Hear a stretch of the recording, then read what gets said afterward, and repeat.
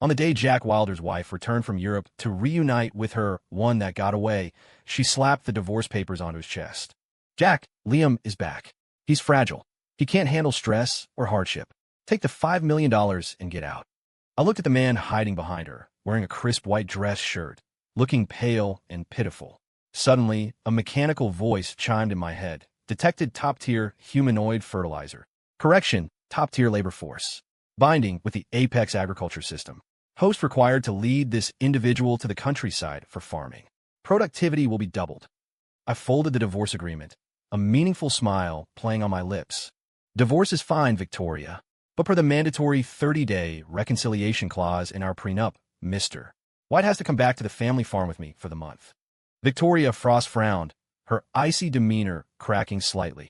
What are you planning? I pointed at Liam and spoke with feigned sincerity. He said he'd do anything for you, right?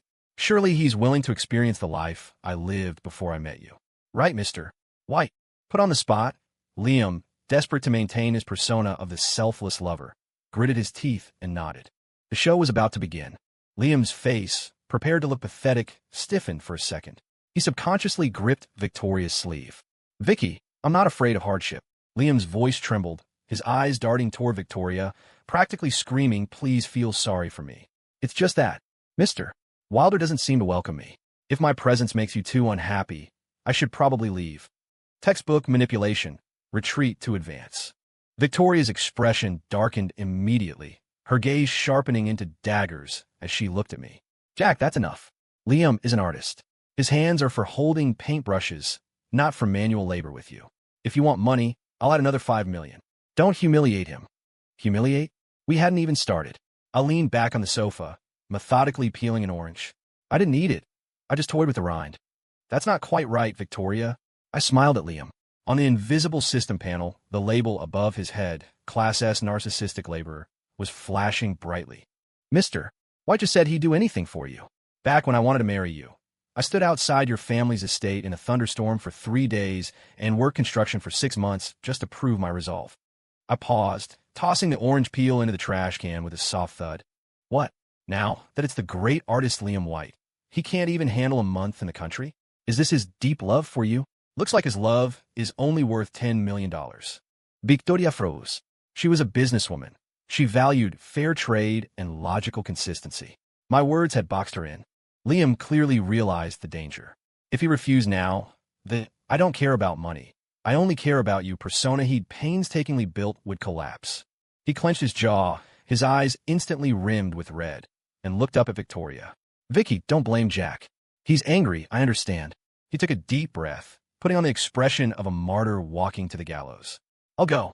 As long as you're at peace, I'd walk through fire, let alone go to a farm. Good. He took the bait. I immediately pulled out the voluntary farm labor waiver and rural experience liability release I had prepared in advance. Mr. White is decisive. Here, sign this. Just standard procedure. Liam looked at the thick stack of papers, his hand trembling slightly. Victoria looked conflicted. Jack, is this necessary? The reconciliation clause requires both spouses to handle domestic affairs together, I said without batting an eye. Taking a new boyfriend to visit the ancestral home counts as a domestic affair. To prevent Victoria from spotting any cracks in his act, Liam signed quickly. The pen strokes were so heavy they nearly tore the paper, as if he were trying to stab me. Satisfied, I stowed the contract and stood up. Let's go. My car's outside. Liam let out a breath, assuming we were going to some rustic chic resort or a vineyard. That is, until I confiscated his phone, wallet, and his suitcase full of skincare products. The countryside is about simplicity, cleansing the soul. Why bring these material distractions? Liam panicked. Not even sunscreen? I have sensitive skin. I kicked his suitcase into the utility closet. Relax. The mud back home is great for the complexion. Victoria started to say something, but I turned and gave her a look. It wasn't the fawning, humble look of the past 3 years. It was a look of playful mockery she couldn't decipher. In a month, if Mr. White is still this tough, I'll leave with nothing but the clothes on my back. Victoria's heart skipped a beat for reasons she couldn't explain. The car door slammed shut. Liam sat in the passenger seat of my beat-up, rusted Ford pickup truck, his face paler than the fading paint. I smiled, but I was smiling at the system mission. Rookie mission. Arrive at Hog Heaven Breeding Base. Reward. 1 bag of super growth hog feed. Artist Liam, welcome to hell. 5 hours of turbulence. The old truck shook violently on a dirt road paved with gravel and cow patties. Liam threw up 3 times. By the last time, he was dry heaving bile, his face pressed against the window, eyes glazed over. Jack, how much longer? We're here. I slammed on the brakes in front of a dilapidated farmhouse.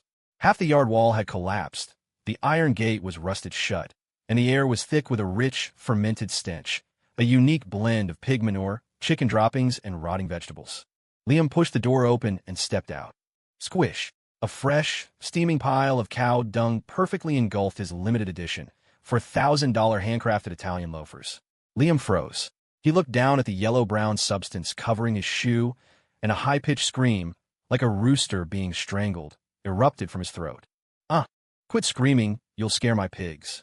I hopped out, tossed his bag on the ground, and pointed at the drafty mud brick shack. That's the dorm. The presidential suite.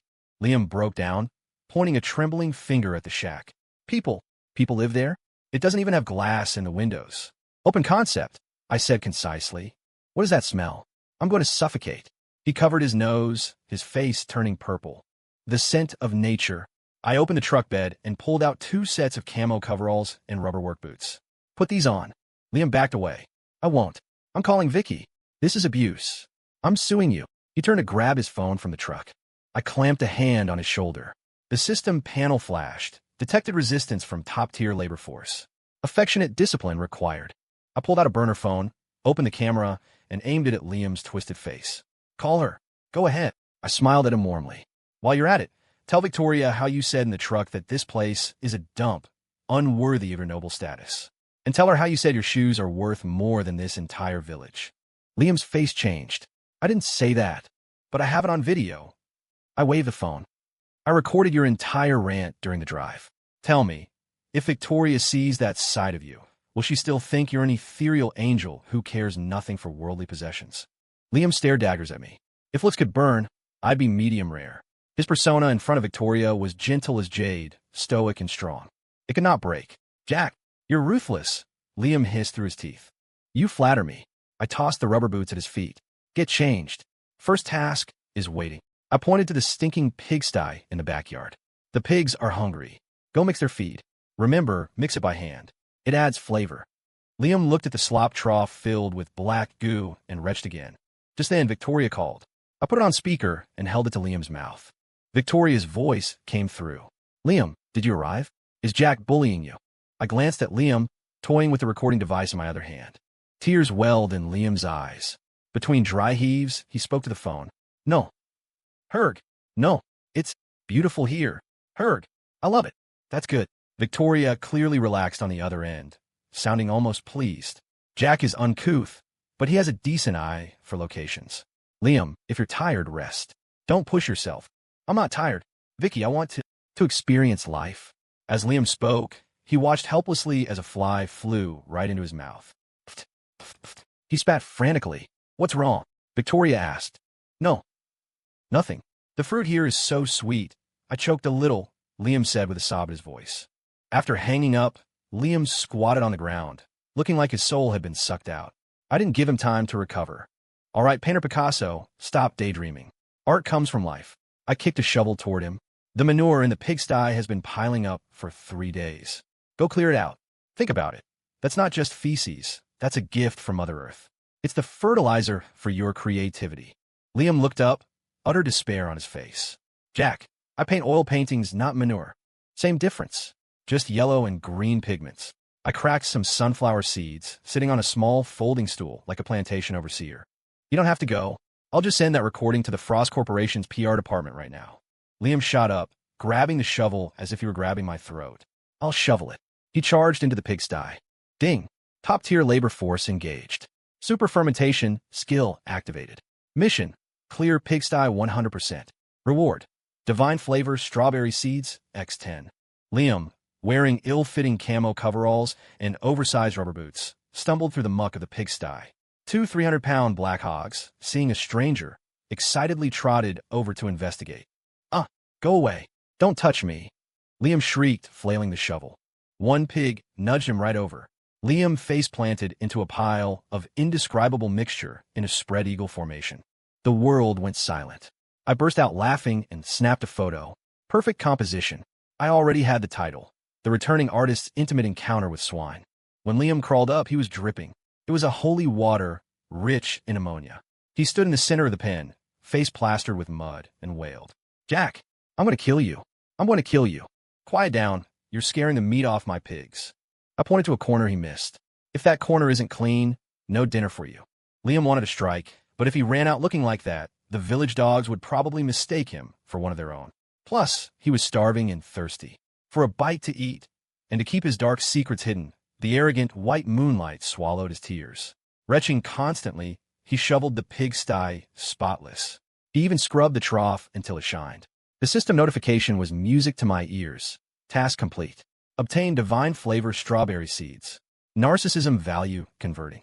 Pig manure fertility increased by 500%. That night, I boiled a pot of plain noodles with nothing but water and a pinch of salt. Liam squatted by the door, holding a chipped bowl, wolfing it down, drinking every drop of the broth. "Is it good?" I asked.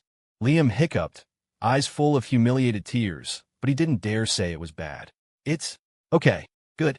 Since you're full, go till those acres of wasteland." I pointed to the distant hillside. "Victoria might video call to inspect your progress tomorrow. You don't want her to see you slacking off, do you?" The bowl in Liam's hand cracked in half. Early the next morning, just as the sky began to lighten, I kicked Liam out of the hard wooden bed. His body was sore, feeling like his bones had been disassembled and put back together wrong. He was shaking as he walked. "Jack, I really can't move." He tried to play dead. I waved a bottle of cheap cologne under his nose. "Victoria hates men who act fragile. If you stay in bed, I'll tell her you have kidney deficiency and can't even stand up." "Who has kidney deficiency?" Liam bolted upright like a reanimated corpse. Even in this hell, a man's dignity couldn't be lost. I took him to the field he had watered with his tears the day before. Last night, I had planted the system-rewarded divine flavor strawberry seeds. Now, the field was covered in lush green sprouts, growing, flowering, and fruiting at a visible rate. Liam rubbed his eyes, thinking he had woken up too fast. "What is this?" "This is the crystallized form of love." I bullshitted with a straight face. "Your longing for Victoria last night moved the heavens, causing the strawberries to mature overnight." As soon as I finished speaking, bright red strawberries, looking like rubies, hung heavy on the vines. A strange, sweet fragrance instantly filled the air. Liam swallowed hard, his stomach rumbling. He reached out to pick one. Smack! I slapped his hand, leaving a red mark. "What are you doing?"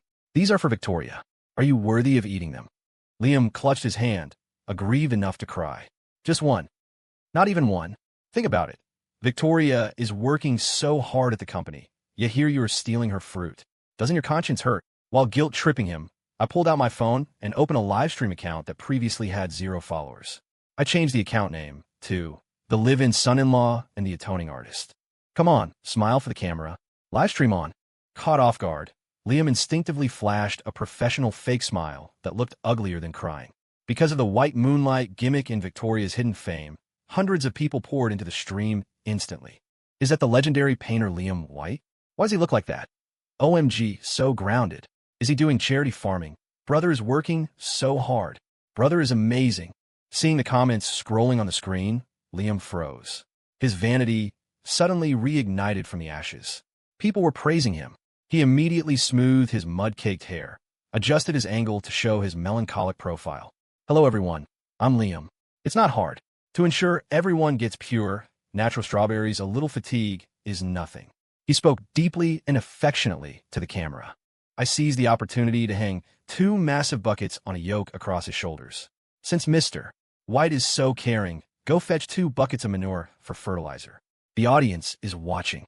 Liam's smile froze, but under the gaze of thousands of eyes, and amidst comments like, "Brother is a real man," and "Look at that strength, he was riding a tiger he couldn't get off." "Okay, I'll go." Liam ground his molars to dust, hoisted the manure, and walked with a runway strut.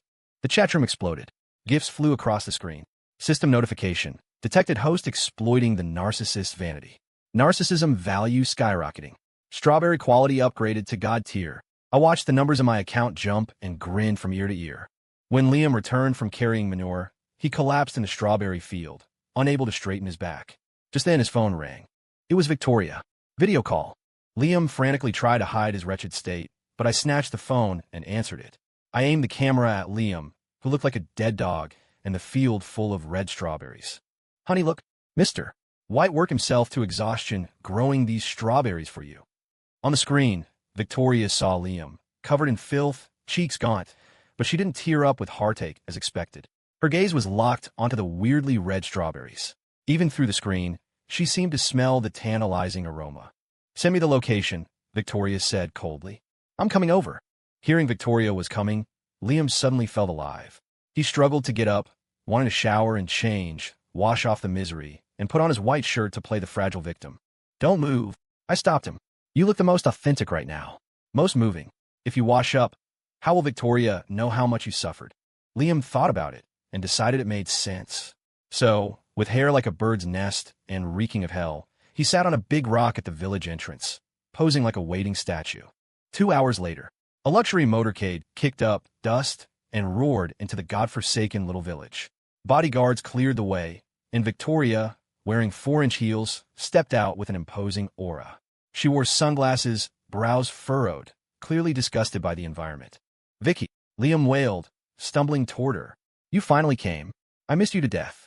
He opened his arms, wanting to hug his savior. Victoria instinctively took half a step back. The smell. That mixture of pig manure, fermented fertilizer, and sweat was practically a biological weapon. Stand still. Victoria covered her nose, her voice cold as ice. Why do you look like this? Liam's grievances exploded. It's Jack. He forced me to carry manure, feed pigs, and didn't give me food. Vicky, he wants to torture me to death. He cried beautifully, tears cutting channels through the grime on his face. I saw my timing and walked up holding a plate of freshly washed God-tier divine flavor strawberries. Honey, don't listen to his nonsense. I stepped past Liam and offered the strawberries directly to Victoria. Mister, White just wanted to impress you. He said only strawberries grown with his own sweat and fertilizer are worthy of you. The scent of the strawberries instantly overpowered the stench from Liam. Victoria's throat bobbed. She had been working overtime lately, her appetite poor, unable to eat anything. But the smell of these strawberries was like a hook, snagging her hunger. Really? She looked at me, suspicion in her eyes. Absolutely. Thousands of people saw it on the live stream. Mr. White was carrying manure with such enthusiasm, I said with a smile. Liam wanted to refute, but I stomped hard on his foot. He gasped in pain, losing his voice. Victoria ignored Liam. As if possessed, she picked up a strawberry and put it in her mouth. One bite. Juice exploded. A flavor that touched the soul, perfectly sweet and tart, detonated in her mouth. Victoria's pupils dilated. It wasn't just delicious. As she swallowed the fruit, a warmth flowed through her body. The fatigue and headaches from days of work miraculously faded. She stared at the strawberry stem in shock. This was too good. She couldn't control herself. She grabbed another, then a third. The image of the aloof female CEO vanished. Liam was dumbfounded. Vicky, stop eating. They might be poisonous. Shut up. Victoria glanced at him coldly. Something this good, you say it's poisonous? Liam choked. A plate of strawberries was devoured by Victoria in 2 minutes. She licked her lips, wanting more, and looked at me with a complicated expression. Are there more strawberries? Yes, plenty. I grinned brightly. However, Mr. White worked very hard to grow these. If you want to take some, you have to pay. We can't let an artist's sweat go to waste, right? Victoria pulled out a black card and threw it at me. There's $1 million on this. I want every strawberry. I caught the card and kissed it, right in front of Liam's jealous, hateful eyes. Thanks, boss. Just then, Victoria's face suddenly changed, and she clutched her stomach. What's wrong? Liam rushed forward. Stomach. Cramps. Victoria broke out in a sweat. System notification. God-tier strawberry detox effect activated. Deep cleansing imminent. I pointed to a wooden outhouse nearby with only half a door. It's a detox reaction. Good thing. Honey, the restroom is over there. Hurry, or it'll be too late. Victoria looked at the fly-infested outhouse, her face turning green. But the turmoil in her gut outweighed her dignity. The noble CEO, under the gaze of bodyguards and her first love, clenched her legs and sprinted into the latrine. She wouldn't be caught dead in otherwise. After a series of earth-shattering noises, Victoria emerged. Despite the environment, she felt light as a feather. The stress and stagnation accumulated over years seemed to have been flushed away with the detox. Her skin even glowed with a rosy hue. She looked in the mirror, incredulous. These strawberries were a miracle drug. Dinner time, I cooked personally. The pork, raised on the system-rewarded super growth feed, was disgustingly delicious. The braised pork belly was glistening red, rich but not greasy. The rib soup was milky white, the aroma drifting for miles. The dilapidated wooden table was filled with a pork feast. Victoria sat at the head, chopsticks moving rapidly, eating without any regard for her image. "This meat, why is it so good?" she asked, mouth full. "This is the pig, mister. White raised with care. It's full of the taste of love." I praised Liam while serving her more food. Liam was currently standing outside the window. Because he smelled too bad, Victoria was disgusted and wouldn't let him inside. He clung to the window frame, watching me and Victoria eat like kings, drooling on the sill, his stomach thundering. "Vicky, I'm hungry too." He tapped on the window frame like a starving ghost. Victoria paused, about to call him in. I spoke first. "Mr. White, I just saw the pigs are hungry again. To ensure the texture of tomorrow's pork, they must be fed a midnight snack now. This is a critical moment. We can't give up halfway." I gave him a look that said, "If you dare come in, I release the recording." Liam looked at the braised pork, then at the phone partially visible in my hand. He sniffed, filled with infinite resentment, and turned back toward the dark pigsty. Inside, candlelight flickered. Victoria was stuffed, leaning back in her chair, eyes hazy. She looked at my back as I cleared the dishes, and suddenly felt that this usually submissive man wasn't so annoying after all. "Jack," she said suddenly. "Yeah. How come I never noticed your cooking was this good before?" "You never gave me a chance to cook before," I said casually. "You were busy socializing, busy missing your white moonlight. You come home and crash." Victoria fell silent. She remembered the last 3 years. Jack always silently warming milk for her, preparing her stomach medicine. Yet she never looked him in the eye. Now, the so-called love of her life was outside feeding pigs, while this husband she despised was giving her warmth and satisfaction she hadn't felt in ages. This contrast cracked the impenetrable fortress around her heart. "Was I too harsh on you?" she whispered. I paused, turning to look at her. "Victoria, don't get sentimental. I'm in this for the money." I placed a basin of hot water in front of her. "Soak your feet. It's damp out here. The $1 million service package includes this." Victoria put her feet in the hot water, watching me skillfully massage her pressure points. Her heart was in turmoil. Suddenly, a blood-curdling scream came from outside. You dead bird. Get away. Don't bite my ass." Liam tried to sneak in to cause trouble, but was spotted by my watchdog goose. That goose was a system-enhanced combat goose, with fighting power comparable to a Tibetan Mastiff. Victoria jumped. "What happened?" I calmly dried my hands. "Nothing. Mr. White is just having a friendly artistic exchange with the poultry." Liam, his backside pecked raw, behaved himself for the rest of the night. But he didn't give up. The next day, he started faking sickness. He lay on the hard bed, face pale from hunger, lips cracked from thirst, moaning weakly. "Vicky, I can't make it. I might be unacclimated. Take me away." Victoria looked at his state and softened. After all, he was someone she once loved, and he came here for her. "Jack, stop messing around. Pack up. Take him to the hospital." Victoria Kemandiv. "Don't rush." I blocked the doorway. "There's a miracle doctor in this village. Specializes in acclimatization issues and weakness. I'll go get a folk remedy, guaranteed cure." "What remedy?" Victoria looked at me suspiciously. "Ancestral secret recipe." I turned into the kitchen. 10 minutes later, I returned with a bowl of black liquid emitting a nauseating stench. It was a special resurrection soup made of pot ash, bitter melon juice, and boy's urine, donated by the neighbor's kid. "Come on, drink up." I walked to the bed with a smile. Liam smelled it and almost died on the spot. "I won't drink it." "What is that?" "It smells terrible." "Good medicine tastes bitter." I forcibly grabbed his jaw. "Honey, help me hold his hands down. If he doesn't drink, he doesn't want to get better. If he doesn't want to get better, he wants you to worry. That's irresponsible." Victoria thought that made sense and actually stepped forward to pin Liam's arms. "Liam, drink it and you'll be fine. Be good." Liam looked at Victoria in despair. The light in his eyes went out. Under his terrified gaze, I poured the resurrection soup down his throat. Gulp, gulp. Liam rolled his eyes, legs kicking wildly. One bowl down. Even a dead man would be bittered back to life. Liam shoved me away, launched himself off the bed, and rushed to the door to vomit violently. "See? Cured." I clapped. Restored to full vigor instantly. Victoria looked at the lively Liam and nodded. "Indeed effective." Liam finished vomiting and turned to look at me, a look that said he wanted to slice me into 1,000 pieces. Jack, you win. Don't thank me. We're family. I pointed to the wasteland on the back hill. Since you're cured, the sis. God has given a new task. That land needs to be reclaimed to grow a special cucumber. I heard this cucumber can rejuvenate youth and beautify skin. I looked at Victoria. Victoria, you have a few fine lines around your eyes lately. Victoria touched her face, her expression changing. Nothing stimulates a woman more than aging. She turned to Liam, eyes full of expectation. Liam, for me, you'll go, right? Liam looked at the endless wasteland, then at Victoria's expectant face. He wanted to die, but he didn't dare. I'll go. Under Liam's day and night labor, 10 acres of wasteland were cleared.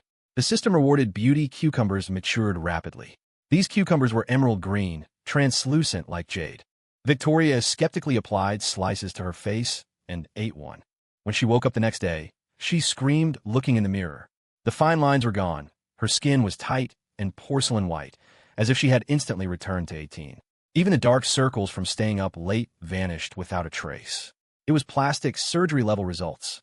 News spread like wildfire. Victoria's socialite group chat exploded. Those wealthy wives and heiresses were going crazy for a cucumber. Vicky, save me 10. I'll pay 100 grand. I'll pay 200 grand. I want a crate. Nobody fight me. My husband said I look younger. As long as I have the cucumbers, he won't look for a mistress. When the Ford pickup entered the village again, it was trailed by a line of Rolls Royces and Bentleys. The dilapidated yard became a pilgrimage site for top-tier elites. I sat in the yard at a table with a QR code for payments. Line up. Limit 2 per person. $20,000 each. No credit. Those usually high and mighty ladies stood obediently in line, smiling fawningly at me. Mr. Wilder, could you sell me just one more? Mr. Wilder, you're so handsome. Even farming looks good on you.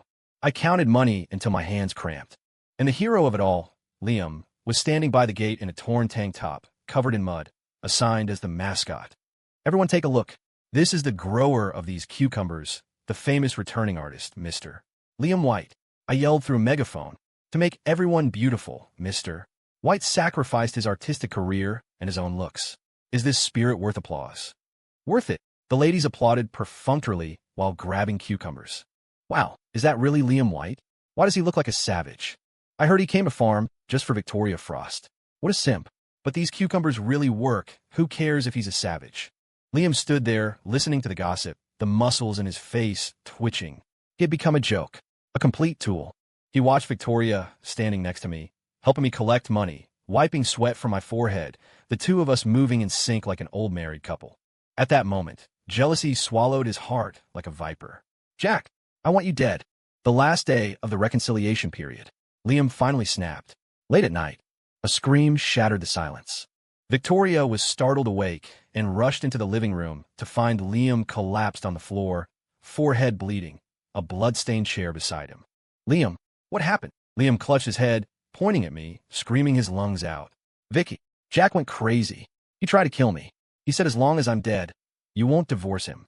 He also said he embezzled millions from the cucumber sales and moved it offshore. If you dare divorce him, he'll ruin your reputation. The acting, Oscar-worthy. Victoria turned to me, her eyes colder than absolute zero. Jack, is this true? I paused for a second, then laughed. You believe whatever he says? The evidence is solid. Liam pulled a fake ledger from his chest. I stole this while he wasn't looking. Look. Victoria opened the book. It was densely packed with black market records. She took a deep breath and threw the ledger in my face. Jack, I didn't think you were this kind of person. Greed is one thing, but physical assault.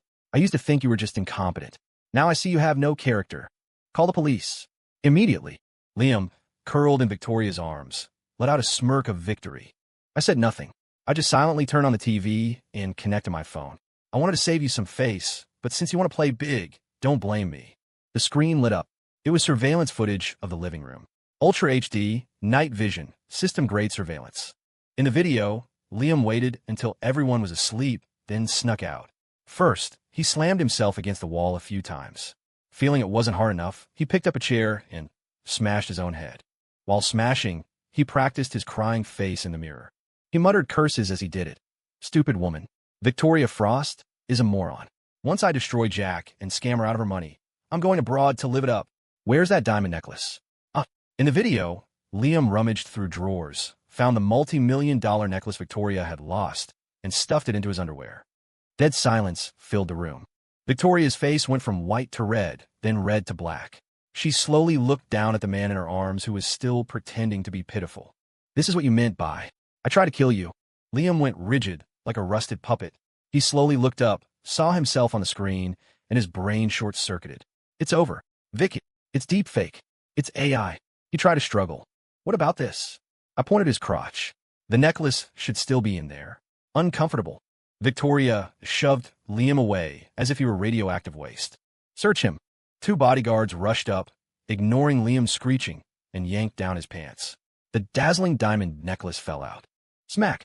Victoria slapped Liam across the face with full force. "Get out! Get the hell out!" She was shaking with rage, tears circling in her eyes, not for Liam, but for her own blindness over the years. Liam clutched his face, trying to lunge back. "Vicky, listen to me." "Drag him out." The bodyguards dragged Liam out like a dead dog and threw him into the pigsty. I took out the divorce agreement, technically the expired one. "All right, the trash is taken out." I placed the paper on the table and signed my name. "Victoria, I made enough this month. Let's divorce. Happy single life." Victoria looked at the signed paper and suddenly panicked. She thought that once Liam's true face was revealed, we would go back to how it was. I would cook for her, wash her feet, wait for her at home forever. But my eyes were clear. No lingering affection. "Jack, I'm not divorcing." She grabbed the paper and tore it to shreds. "The misunderstanding is cleared up. Why divorce? I know you suffered this month. I'll compensate you, okay?" "Compensate." I laughed, a thin, cold sound. "Victoria, affection that comes too late is cheaper than grass. Did you think I did all this to make you see the real Liam? You didn't." A glimmer of hope flashed in her eyes. "I did it to complete a mission and make money." I pointed to the thriving farm outside. "Now I have money, technology, and a career. Why would I go back to being your beck-and-call trophy husband?" With that, I turned and walked away. No hesitation. Victoria chased me out the door, but saw only the taillights of the old Ford pickup. Standing at the dusty village entrance, she finally broke down and cried. Back in the city, I used the first bucket of gold earned from the system to quickly establish Wilder Agritech. High-end produce was in short supply. My net worth multiplied. I became the new darling of the business world. Victoria, however, began a frantic chase the husband mode. She sent flowers to my company daily, expensive gifts, even stood downstairs waiting for me for hours. I didn't see her once. Until a month later. Cornered and desperate, Liam escaped from the mental hospital, where Victoria had sent him. He kidnapped Victoria. When I got the kidnapper's call, I was testing a new bulletproof pumpkin. "Jack Wilder, bring your formula and 50 million cash, or I kill her." Liam's voice was manic and hoarse. I sighed. "System, does this count as after-sales service?" "Affirmative. Finish what you started. Mission reward. Title Godfather of Agriculture." I brought the money, and more importantly, a squad of system-enhanced Special Forces geese to the abandoned factory. Liam held a knife to Victoria's neck. Seeing me, tears instantly flooded Victoria's eyes. "Jack, run. He's crazy." "Let her go," I said calmly. "The money is here. The formula too. Throw it over." Liam roared. I threw the briefcase. Just as Liam reached out to catch it, honk. At my command, dozens of geese hiding in the shadows charged like white lightning, wings flapping furiously. It was an inhumane gang beating. The geese's beaks were harder than iron pliers, specifically targeting Liam's rear and thighs. Help!" Liam dropped the knife, rolling on the ground under the pecking, finally pinned under the feet of several geese. When the police rushed in, the scene they saw was a flock of geese guarding a prisoner. Victoria was saved. She threw herself into my arms regardless of everything, holding me tight. "Jack, I knew you still cared. Let's remarry. I'll listen to you for everything from now on." She cried like a child. I gently pushed her away and fixed her messy hair. Just as she thought I was going to kiss her, I stepped back, creating distance. "Victoria, saving you was for the sake of a lawful society, and so my geese don't get a murder charge. As for remarrying," I shook my head. "I don't want to live those days of shoveling manure again, even metaphorically." 3 years later, Global Agriculture Summit. I stood in the spotlight as an industry leader, speaking with confidence.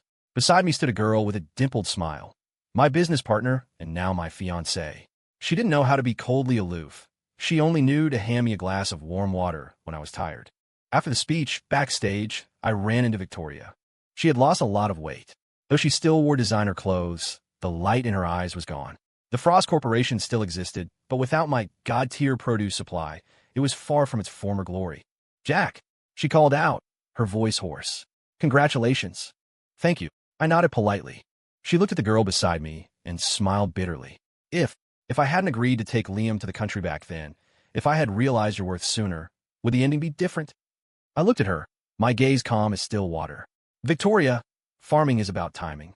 If you miss the spring, no matter how hard you work in the summer, you won't get spring fruit.